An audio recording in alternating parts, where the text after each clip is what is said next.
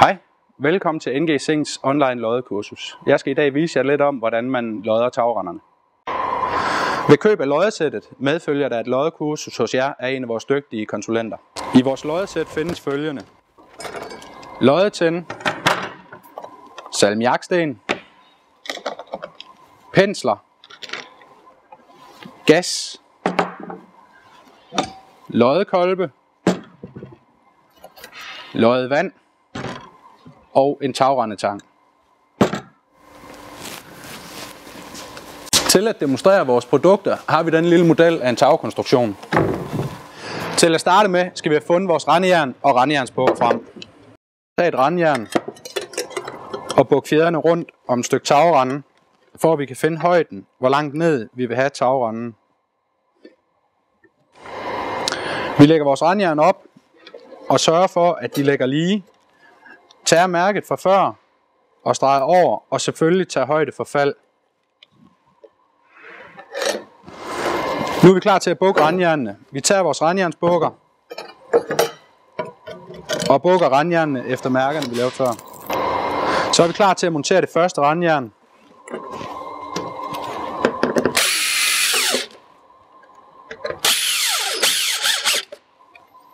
Og kontrollere, at det er i vatter.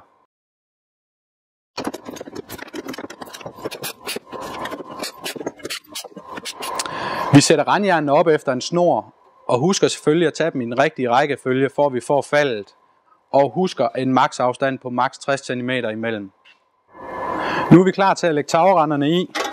De lægges ned i jernene, og fjederne bukkes rundt om tagrenden for at holde den. Når vi skal samle tagrenderne, lægges de ind over hinanden med en 4-5 cm overlæg og trykkes sammen.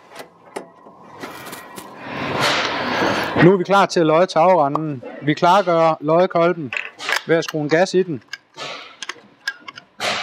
og tænde for loddekolben og lade den stå og blive varm. For at holde tagrenderne, mens vi lodder dem, sætter vi tagrendetangen ned og sørger for, at der er en afstand på omkring 2 cm ind til overlægget. Og loddekolben er ved at være varm, så vi finder alle vores ting frem.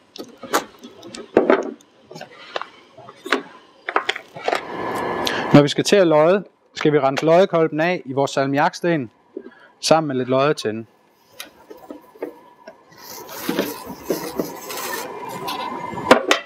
Det gør vi for at få lavet en tændekap på selve loddehovedet, som gør det meget nemmere at lodde. Når vi skal til at lodde, skal vi starte med at smøre samlingen med vores loddevand. Vi skal til at lodde, kan vi igen bruge salmiakstenen til at finde ud af, om vores loddekolbe er for varm. Den skal ose let, men må ikke ose helt vildt. Når vi skal til at lodde, er det vigtigt, at vi holder loddekolben på begge materialer, lægger lidt tænd på, trykker ind mod os selv. Lige snart tænden flyder ud, begynder vi at køre stille og roligt nedad.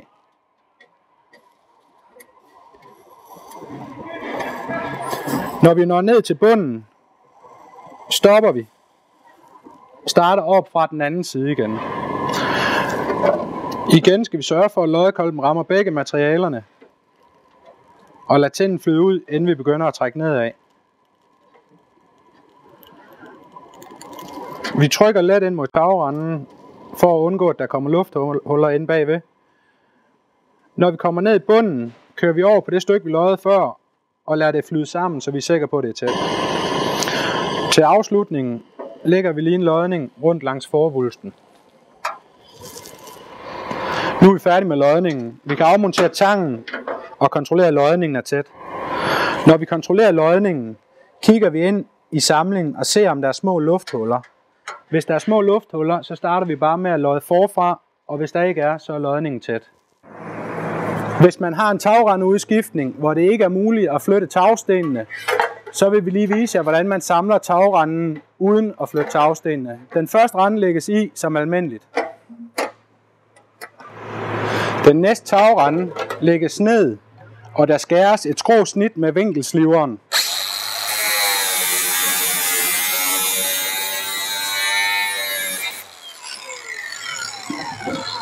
For at man kan lægge bagkanten ned først og trække tagrenderne ind over hinanden. Når vi har sat tagrenden sammen, sætter vi den fast med fjederne, sætter vores tagrendtang på, og så er vi klar til at lodde. Dette var afslutningen på vores online loddekursus. Jeg håber, det har givet et indblik i, hvor nemt det er at arbejde med vores materialer, og vi glæder os selvfølgelig til at høre fra jer.